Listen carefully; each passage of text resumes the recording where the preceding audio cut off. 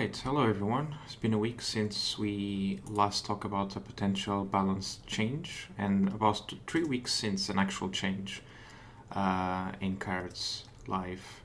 So today we're going to talk about the actual changes that have just arrived today. And well, let's get into it. So if you guys saw any of the changes that they were thinking and testing just 7 days ago, there is at least 2 which they have removed from the list. So this is not going to be an actual repeat, not entirely. There's a few changes where they have considered before putting live. So Blight Bomb and Ring of the Siren are 2 cards that they're not going to change. I don't think Ring of the Siren was anything special, so I don't know why they... don't know what happened. Maybe someone noticed something that will make this card too strong. But Blight Bomb, I'm pleased that they have not changed, because this was gonna make board wipe death probably very weak, because there's already another change which we're gonna discuss. So let's start this. So I'll post a link to this article. I think the biggest things that they mention here is the fact that Blight Bomb and Ring of the Siren they're not going to change that for now. So Clear Minds, God Power is going from 4C1 to 4C2. Yeah, makes sense. It was not used. But I don't think it was used at all, so it makes sense. It might help ramp. Next one. Let's see, Clear Mind has been pretty much unused. Like to encourage combo play. Okay, so that's here the team is explaining why they are making some of these changes. So Crystal Watcher, I have never seen this card being played again, and this is another card to help ramp, and I think that's what they're saying. Allow ramping magic to play against. Okay. 3/3 order. I mean, it's better than other order cards in terms of stats, so yeah, I think this card will see some play. You can potentially unlock 2-3 mana with it. It's very good. If ramp is to make a beginning, this card will definitely see some play. This card going now to... oh, they've reconsidered it. I thought this was going to armor 2. It says it's going to 5/3, so like the Guild Enforcer, but the stats are the other way around. No front line and armor 1. I swear this was gonna meant to be an armor 2. Maybe I'm confusing with something else. I don't think this card is anything good. Might see some play in 3 decks, but and I don't think they're saying anything about it. Yeah. Unsparing Skull. So again, we are on the buff. So this card, if your friends give Strange Strike to the strongest creature in your hands instead of the weakest one, they have no explanation. Makes the card slightly stronger than it used to be. Still solid stats, strongest. I can see some plays around this in some form of control war. It's a Viking. This one, this card was already seeing some play at 5 mana, now at 4 mana. I think their plan is to make it a pressure option that's not reliant on blitz. I guess this is where Inspiring Skull could come in and boost it, giving it twin strike, guys. Still doesn't give it blitz. I don't know. It's it's a slow card. An aggressive deck like War currently does not need a card like this. Next, so Counterfeit's probably the card that's had the most hyped in this buffs. They still let the same change, but instead of 2 mana, it's 3 mana now. 2 mana, the value proposition, as they explain here, was just too much.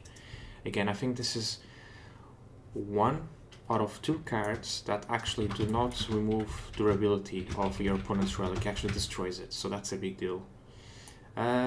and yeah, and it keeps a copy of it. So definitely better card than playing Iron Tooth. Except if you really want to play with Toast of Peace, Peace to Toast, whatever the name is, 6 mana, bring it back, use it again. This card is a much better alternative. Another headache for Deception, to play against Deception. Okay, next. Okay, so this one is going to 4/4. Yeah, it's okay, I guess. I mean, solid stats. If it was a 4/5, even better, but it's always at the end of the turn, so it's good. I just don't see where it will be played right now, but it's good. This card has a buff, gets 4 instead of 4/5, 4/6. Gives +1/+1 to this creature when one of your creature dies, and it's only once per turn. I mean, will I be wrong if I would say this card is shit? Once per turn, 5, 4, 6. Nah, I don't see it. Okay, let's go to the nerfs now. The most important things when it comes to changing the meta. So, very obvious change, 5/2, 5/3, you were able to trade to attack minions and still keep it on the board, big threats. Yeah. So now you most likely, when you play this card, is gonna die.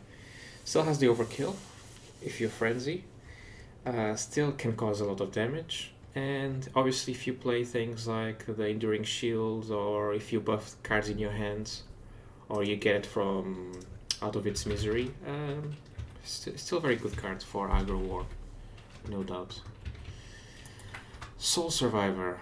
This card gets a nerf from +5 to +3. I think this card will probably see less play now. Maybe one in the deck. Still good. It's one of the best board clears for war since missing the name now, since the 5 mana Carnage Sweep card. Really good card. +3 strengths. Probably see less play now.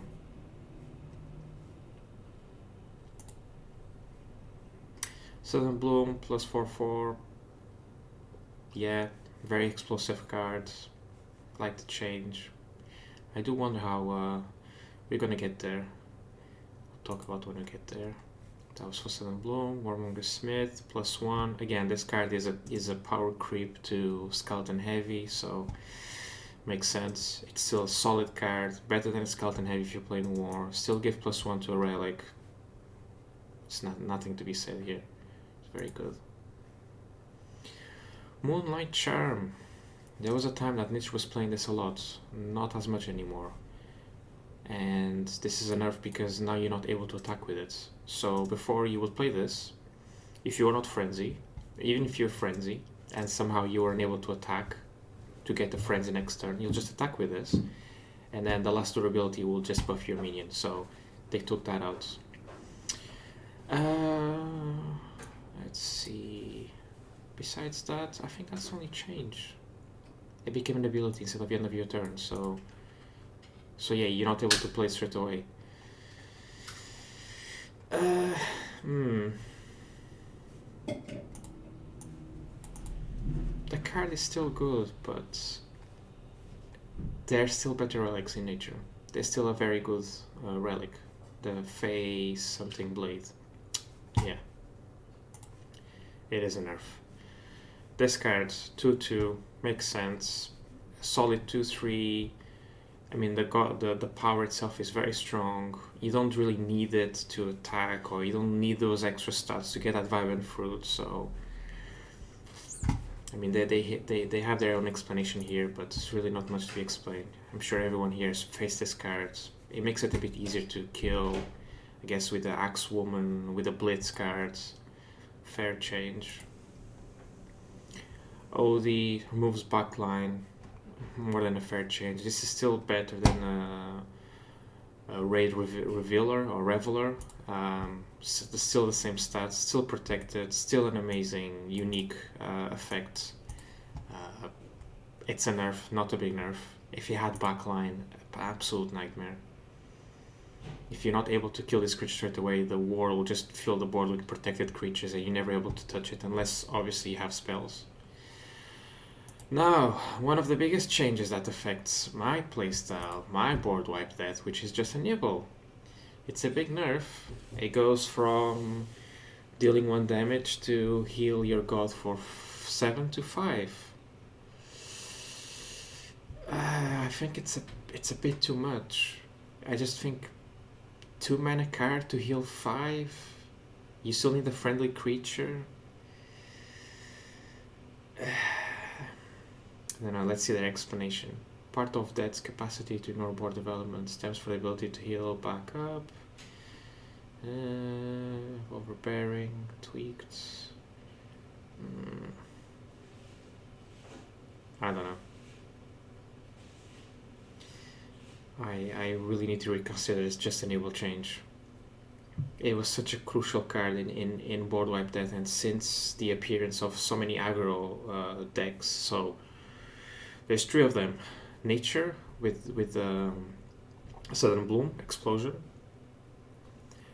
War, and also, which we'll talk about in the end, the zombie decks. Those are very explosive decks, and Just Enable was just a salvation, and they're removing that from board wipe death. So yeah, I wonder what's going to happen to the deck now. Let's go to the next one. Pangolin Armor 1. Makes sense. I mean, I'm not a big fan, but again, anything with armor 2 or more, it's very strong. It still has Blitz, still has 1 armor, still has 4 health. It's just not going to be as hard to remove. Yeah, it's I don't know. It's a change. No, this card. I am somewhat pleasantly surprised about this card, because this card effect was draw a card and then you will give war to all the creatures in your hands.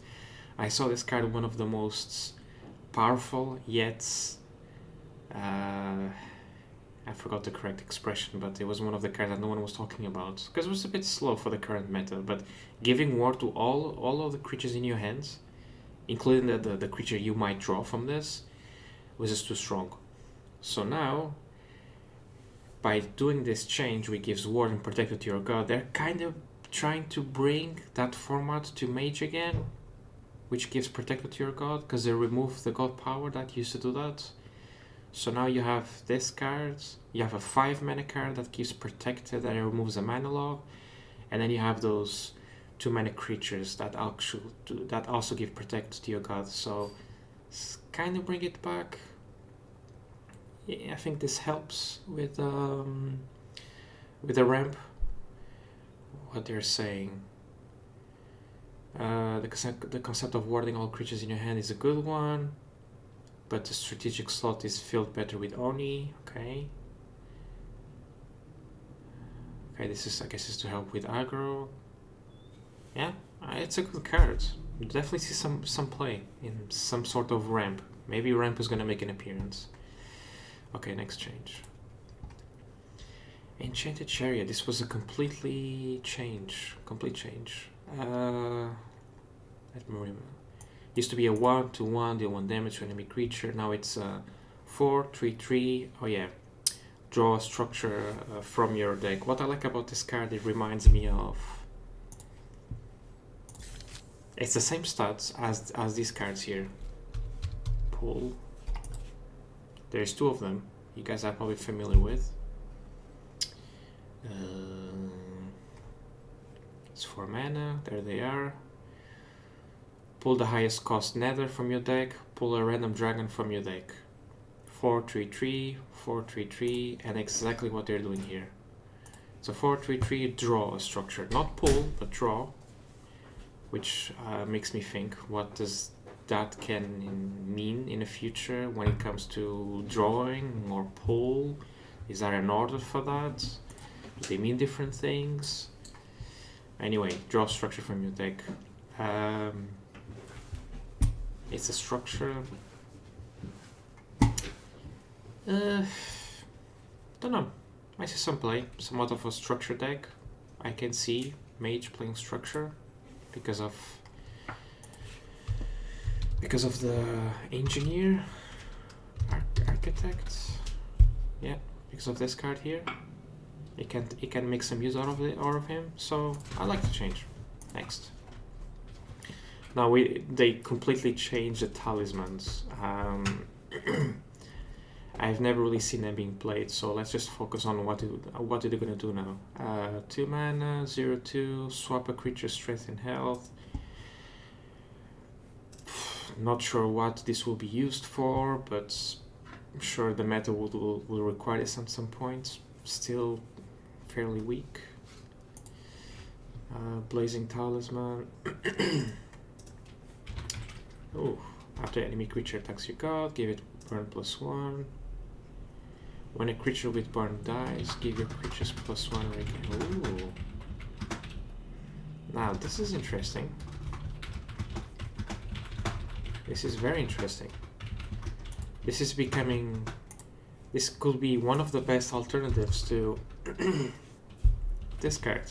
If you're playing as you try to play some sort of myth, control, nature, I like it.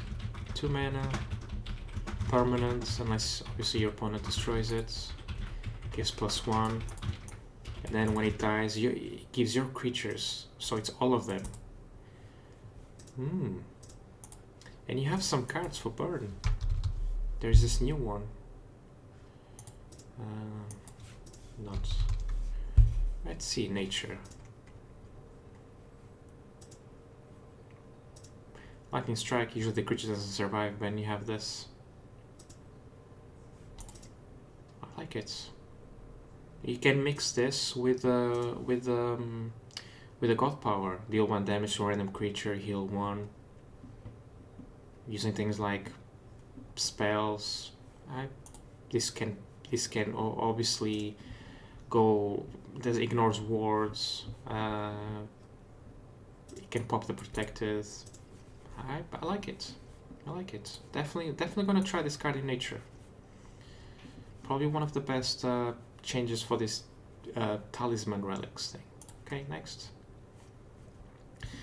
After your god is damaged, deal 2 damage to the strongest enemy creature and 1 damage to the weakest other enemy creature. Could see some play in somewhat of ramp control. I think Mage has better relics. Enraging Talisman. Give each creature +1 strength. Deal 1 damage to them.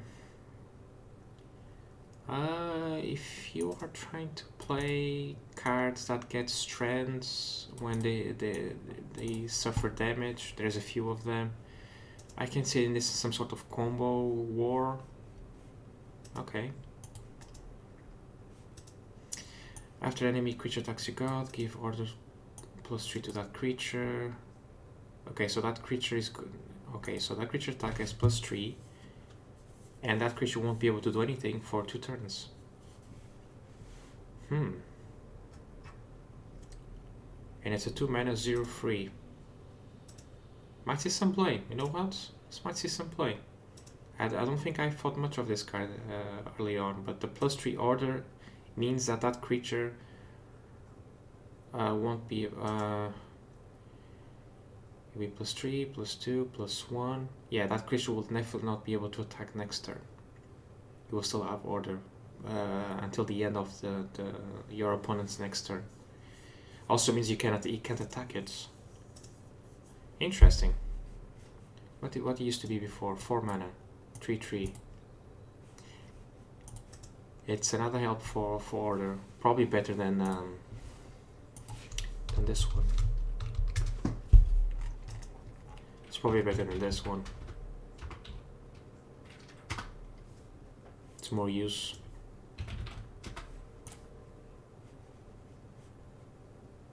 You can freeze the whole board. If you have enough health, you can freeze 3 creatures.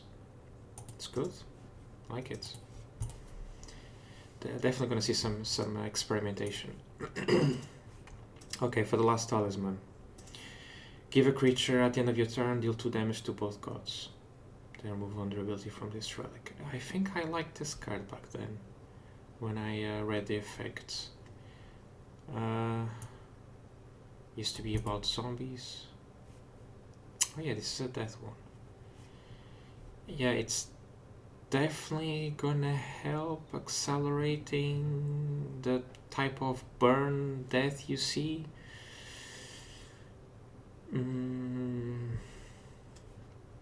Oh, again, some experimentation required. Rolling Thunder, one of the best cards that came out in this new expansion. It had to be nerfed straight away. So what's gonna do now? Summon 3/3 Thundercallers. If you're frenzy, draw the strongest Viking in your deck and reduce its cost by 1. So it doesn't summon a third one. And you get to draw. Interesting. Let's see, Viking wise, what do we have? What will be the strongest one people will play? Einar? Not really. I'm missing something. Odin?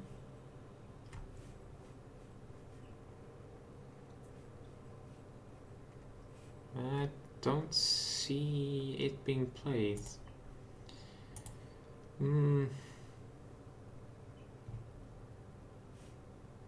Let's refresh on what the Thunders do. I think they give +1/+1 to your strongest Viking.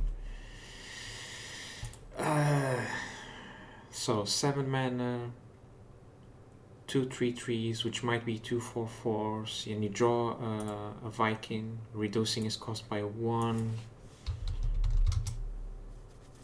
I'm just thinking if this has any place in if this card could replace another card, which I'm going to show.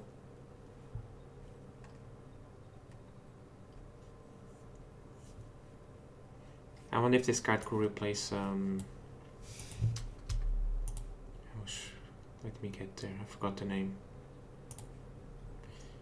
Which is a card you see nowadays, because War, being so aggressive as it is, and so good that you barely need Demogorgons there, it's struggling to find the card to fit in later game. I've seen Tenderizer, and I've been tempted to play this. What I've seen more is people playing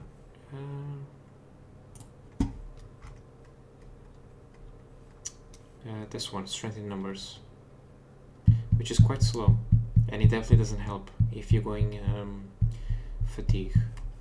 So will I reconsider now playing this? Maybe. Some experimentation. I think it makes the card a bit better. Maybe not. Anyway, this card. Now, I have an opinion about this card. When I saw it first, I was a bit confused with this being a buff, because he went from giving order +3 to +2, but it makes sense because in the next turn, as they explain here, you're able to attack it. But I really don't like cards with ability that don't have much to help them. Like, if this card had ability in Roar, yes. It doesn't, unless you have a somewhat of a good board because of its backline. It's too slow. If anything, it should be +4. Probably +4 will be too much. But it should be ability and Roar. This card is just, it's too heavy. If it was 2/5, 2/6, or protected or wards, but it should be ability plus it should be ability and Roar. I don't think Light will even try and play this, despite trying to play around, trying to have an order format. Anyway, now they finally changed considered one of the worst cards in this set, because used to be give +10 to a creature in your hand or draw a card. Now it does 2. That does both. I still think it's a very weak card, but it's less weak now, unless I'm missing something that this could be helpful on. I can imagine you trying to give order to a creature in your hand to protect it. Yeah, it's an interesting concept. It's just very slow. Okay, last 2 ones. Magnetic Blasts. Again, this is just a bug fix. I like this change because I have tried to consider playing this card because it's the only other card at this mana cost that mage can use to try and clear boards. So basically the change here, it can target unarmored creatures. Before you needed to actually target a creature with armor, which you'll be stuck with this card if your opponent wouldn't play an armored creature, so now he doesn't, so you can still deal 1 damage to each creature. I can see this helping clearing the board with the help of spell boost. So I like the card, makes it even better. And this one, yeah, they're just doing a bug fix. It no longer has backline. I just early on I said this card is trash. I mean, I said something else. I don't get it. Anyway, this was it for the changes, and I'm eager to play a few games and see how the meta is going to react. Let's see what top decks we're going to get for this weekend rank. Be very interesting to see. Well, I hope you liked the video, and feel free to watch me live on Twitch from Tuesday to Saturday every day. Bye bye.